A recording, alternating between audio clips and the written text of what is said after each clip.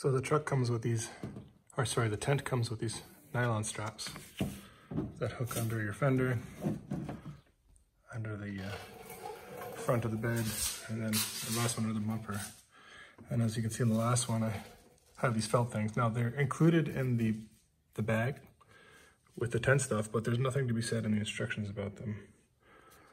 But I feel that on a windy day, if this was fluttering, it would wear a hole in the paint of your truck. So that's why they provided these furry covers. I don't know what else to call them.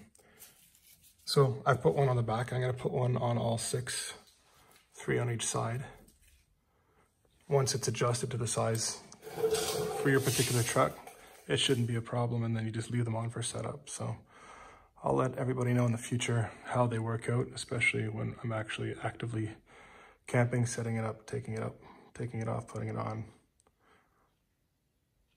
2021, I'm planning some overland adventures, so it should get some good use. Okay, so I put the soft covers on all 6 of the outer nylon straps. If anyone else has a different idea to help the paint, let me know.